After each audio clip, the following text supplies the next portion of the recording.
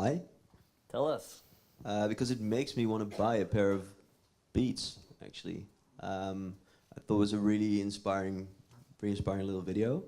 And it's actually the bar for me to where we want to be with our marketing. I think it's incredibly how they are very true to what they do. It's music, but there's a real vibe around it. It just makes you want to be part of that world. And that's something that I would love to do with Ace and Tate. And we're still figuring that one out.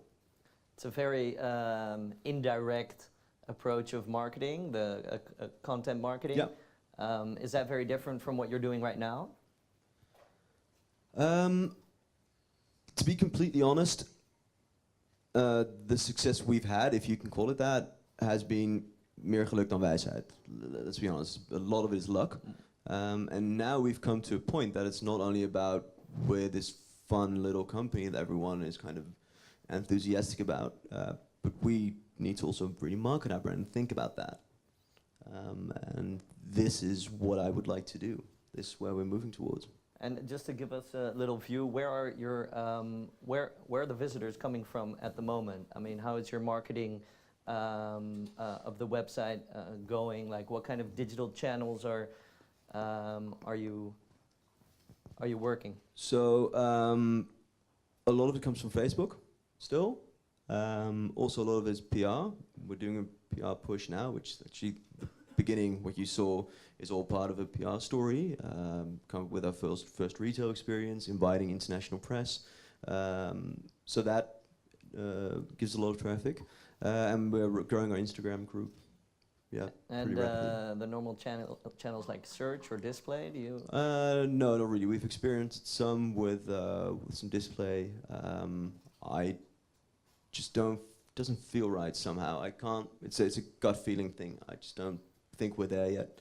And word of mouth is an incredibly important part of our marketing. Well, then it sounds like because mostly if you're going for a content strategy instead of a marketing strategy, it would mean that you're not really going after the mass market. Is that a deliberate choice?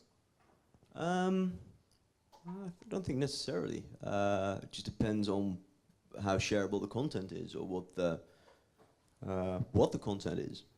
I mean, I think Mark has a prime example in a bit of how viral content can be. Mm-hmm. So I wouldn't define us as a mass market company. But I don't feel that having a content strategy doesn't enable us to reach the mass. Okay.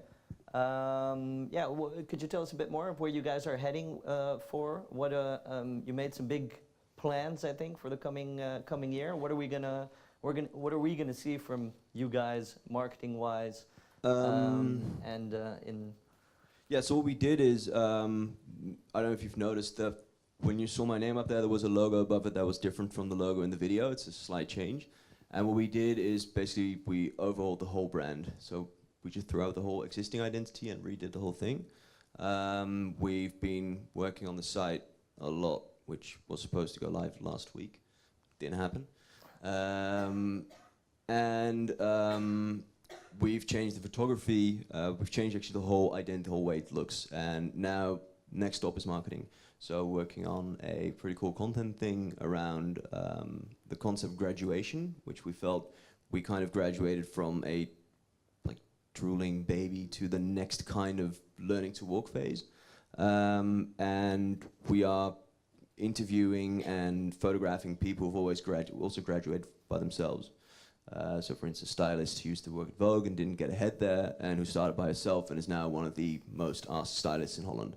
We're looking for those kind of stories, and we're photographing those people, and that will become an exhibition. And we're doing that in Amsterdam now, and next stop is Berlin, I believe, and then we're doing the same thing in London. Cool, so it's a more of a lifestyle approach towards instead of pushing the brand on people and pushing buy these glasses and buy more, it's about involving people in a lifestyle, a world we like. Because that could be the easy thing to do, is like go to the market on your price, because you have a very much lower price than the bigger. But that's I think a very dangerous game, because we are not the cheapest in the market, and we don't want to be.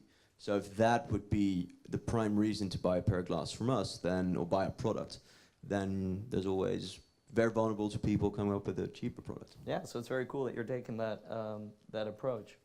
Nice. Any questions? So, in the back over here. Is corporate social responsibility part of your core values, carbon footprint, etc.? I would say as a company, we of course don't want to be evil. I think it's also not, in this day and age, you can't be. We have experimented with a biodegradable acetate, for instance. So yeah, we will be exploring that as well. We work with a charity, so for every pair of glasses we sell, we donate an amount to them that they can help someone in developing world. Which charity? It's called Side Savers. Okay. Yeah, they basically provide medicine and eye care for people in India and Africa. So yeah, I would say it's a part, but we could do more, I guess. Next stop, maybe, hopefully. Another question in the corner? Same question, nice. For all the people around here who would like to start their own company and are very much enjoying what you're saying, what would you say to them? Like, what was your first success that you had in terms of marketing and making the people aware of your brand? Did everybody hear that from over there? All right.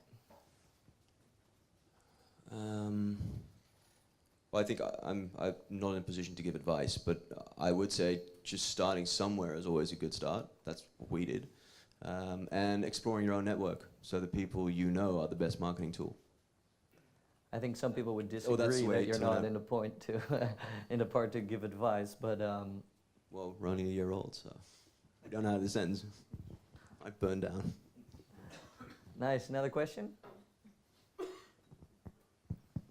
All right. Yeah. Well. Yeah. Actually, you took my last question.